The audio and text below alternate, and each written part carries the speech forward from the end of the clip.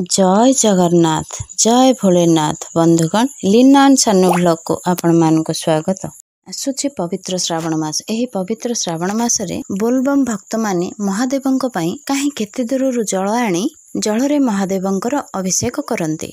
तेबे एथर एही श्रावण मास केबेठारु आरंभ हेउछि, केते तारिखरु आरंभ एवं केते तारिखरे शेष हेउछि, केतोटी सोमवार पड़ुछि, केतोटी सोमवार आपण माने जल ने जलाभिषेक महादेवंको करि परिबे, ता द्वारा आउ किछि जानिमा आपण माने एही मासरे कोन सब केउ सब कार्य करिबा उचित एवं केउ सब कार्य करिबा अनुचित, बा केउ परिबा खाइबा उचित आ केउ परिबा खाइबा अनुचित।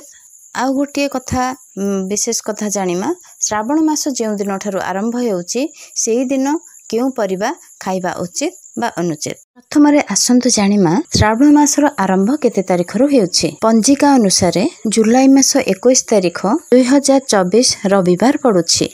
एही बारटी हेउछि, एही मासर 21 तारिखटी हेउछि व्यास पूर्णिमा। एही दिनकु गुरु पूर्णिमा रूपरे मध्य मना जाए। तेणु ता परदिन ठारु बा जुलाई मास 22 तारिख सोमवार ठारु 2024 मसीहा सोमवार एही दिन हेउछि श्रावण मासर आरंभ। एही दिनटी हेउछि श्रावण मासर प्रथम दिन, प्रथम सोमवार भी मध्य।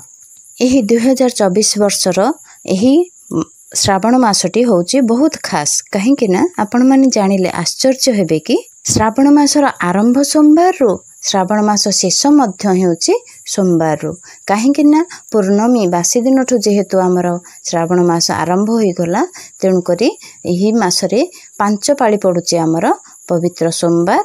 आउ जल लागि जलाभिषेक करबा पई भक्त माननकु 5 पाळीर सुजोग मिली परिबो।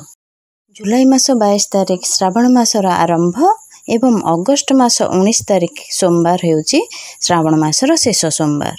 आउ गोटे विशेष कथा हेउछि अगस्त मास पूर्णमी हेउछि आमर गम्हा पूर्णिमा बा राखी पूर्णिमा। सेही दिन हेउछि श्रावण मासर शेष सोमवार। राखी पूर्णिमा माने महासंयोग पड़िछि एही वर्ष। तेणु एही वर्ष 2024 रो श्रावण मासर सोमवार 5 पाଳି पड़ुछि। जो माने एही व्रत करूछंती श्रावण व्रत बा मास सारा ये करूछंती पाळुछंती, से माने एही कथाटी जानिबा नित्यंत आवश्यक। एही श्रावण मास रे केउ केउ कर्म करिवे नाही, केउ खाद्य खाइबे नाही, नित्यंत आवश्यक जानिबा पई।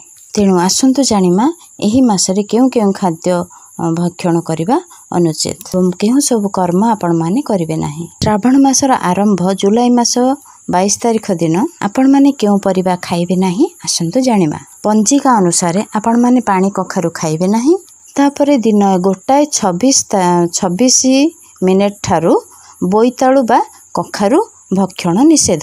एबे आसंतु जानिमा ए मास सारा रे आपण माने केउ पनिपरिबा खाइबा अनुचित। आपण माने तो निहाती जानिथिबे श्रावण मास रे सात्विक खाद्य खाइबा उचित।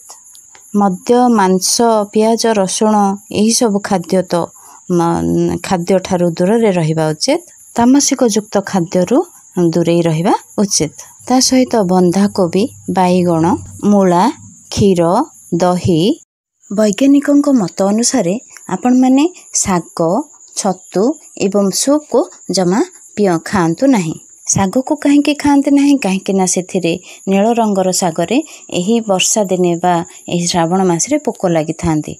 तेणु वैज्ञानिक मत अनुसार शाग खाइबा निषेध। आ छतु को तो केही केही आमिष संगे सम्मान मध्य करिथांती। आ रहिला सूप तो समस्तंको अति भल लगी थाए। जदि आपण माने एही सूप को शाकाहारी भावे पिउथांती ताहले आपण माने सावधान होई जांतु। अधिकरु अधिक रेस्टोरेंट मानकरे एही सूप को बनेबा पई कटा मांसर व्यवहार करिथांती, जहा कि कटा माछरु बाहरे थिबा उत्पाद रे तयारी होई थाए। तेणु जेतेबेले आपण माने रेस्टोरेंट रे सूप पीवा को ऑर्डर करूछंती, निहाती भाबरे थरे वेटर को पचारि दियंतु। तापरे रहिला तेल। खाद्य रे तयारी करिवा पई आपण जेउ तेल व्यवहार करूछंती, जदि सेही तेल रे ओमेगा 3 बा फैटी एसिड रहिछि ताहा हेले आपणक तेल शाकाहारी नुहे। किछि तेल रे विटामिन डी रहिबा कारण रे यह दाबी हुए कि सेथिरु लोनोलिन मिली थाए। ଯାହାକି ମେଣ୍ଢା ମାଂସରୁ ତିଆରି ହୋଇଥାଏ। ତେଣୁ ଆପଣ ମାନେ ଯେତେବେଳେ ତେଲ ଆଣୁଛନ୍ତି ସେହି ପ୍ୟାକେଟରେ ଥିବା ଲେଖାକୁ ନିଶ୍ଚୟ ଭାବରେ ଥରେ ପଢ଼ି ନିଅନ୍ତୁ। ତେଣୁ ଏହି ଶ୍ରାବଣ ମାସରେ ଆପଣ ମାନେ ବ୍ରତଧାରୀ ମାନେ ଘିଅରେ ତିଆରି କରି ଖାଦ୍ୟ ନିହାତି ଖାଆନ୍ତୁ, ତେଲକୁ ବ୍ୟବହାର କରନ୍ତୁ ନାହିଁ। ଆଉ ଗୋଟିଏ ଜିନିଷ ହେଲା ବିୟର ବା ୱାଇନ୍। ଏହି ବିୟରକୁ ପିଇଥାନ୍ତି କହିକିରି ଫଳ ରସରୁ ତିଆରି ହେଉଛି ବୋଲି, କିନ୍ତୁ ସେମାନେ ଜାଣିନାହାନ୍ତି ଯେ ଏହି ମଦକୁ ସଫା କରିବା ପାଇଁ ଇଞ୍ଜିନ ଗ୍ୟାସ୍ ବ୍ୟବହାର କରାଯାଏ, ଯାହାକି ମାଛର ମୂତ୍ରାଶୟରୁ ତିଆରି ହୋଇଥାଏ। ତାପରେ ଆଉ ଗୋଟିଏ ଜିନିଷ ହେଲା ଜାମ୍।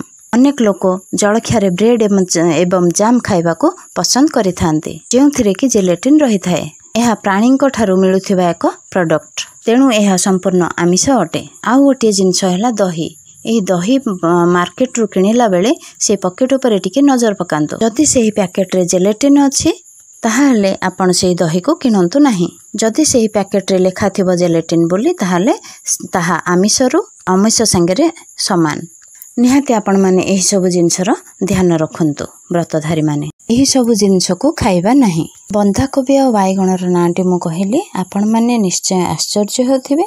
ବନ୍ଧାକୋବି ଆଉ ବାଇଗଣରେ ଏହି ମାସରେ ସାଧାରଣତଃ ଅଧିକ ପୋକ ହୋଇଥାନ୍ତି। ସେଥିପାଇଁ ଏହି ମାସରେ ଏହି ଦୁଇଟି ପରିବାକୁ ଖାଇବାକୁ ମନା କରାଯାଇଛି।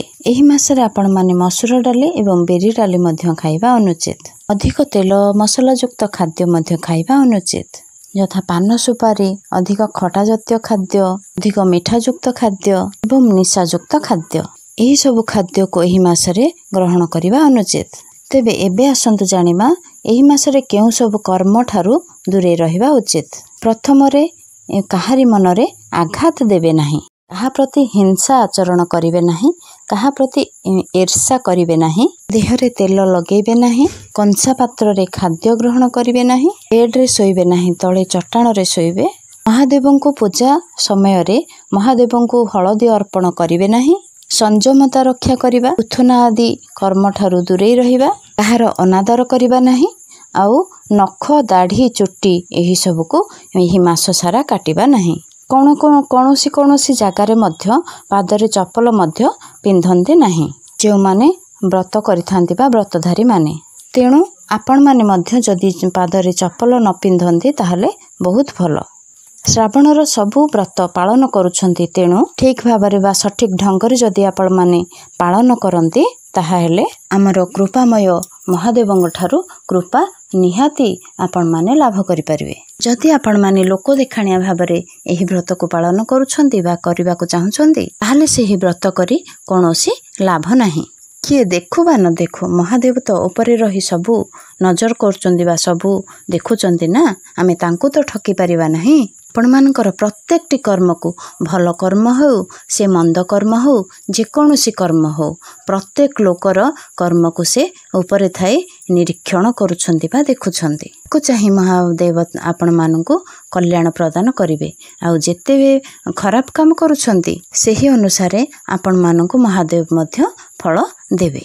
ତେଣୁ ବିଚାର ଆପଣଙ୍କର, କର୍ମ ମଧ୍ୟ ଆପଣଙ୍କର। ଆଶା କରୁଛି ଆପଣମାନଙ୍କୁ ମୋର ଆଜିକାର ଏହି ଭିଡ଼ିଓଟି ମନକୁ ଛୁଇଁଥିବ ବା ଭଲ ଲାଗିଥିବ। ଯଦି ସାଙ୍ଗମାନେ ଆପଣମାନଙ୍କୁ ମୋର ଏହି ଭିଡ଼ିଓଟି ଭଲ ଲାଗିଛି ବା ମନକୁ ଛୁଇଁଛି, ତାହେଲେ ମୋର ଚ୍ୟାନେଲକୁ ଏତେ ପର୍ଯ୍ୟନ୍ତ ଯେଉଁମାନେ ସବସ୍କ୍ରାଇବ୍ କରିନାହାନ୍ତି ସବସ୍କ୍ରାଇବ୍ କରିଦିଅନ୍ତୁ। ପାଖରେ ବେଲ୍ ଆଇକନ୍କୁ ଦବାନ୍ତୁ, ଅଲ୍ ନୋଟିଫିକେସନ୍କୁ ଅନ୍ କରିଦିଅନ୍ତୁ। ମୋର ଯେକୌଣସି ଭିଡ଼ିଓ ଆପଣମାନଙ୍କ ପାଖକୁ ଛାଡ଼ିବି, ସର୍ବପ୍ରଥମେ ଯାଇକି ନୋଟିଫିକେସନ୍ଟି ଆପଣମାନଙ୍କ ପାଖରେ ପହଞ୍ଚି ପାରିବେ। ତ ରହୁଛି ଦର୍ଶକ ବନ୍ଧୁମାନେ, ଜୟ ଜଗନ୍ନାଥ, ଜୟ ଭୋଳାନାଥ।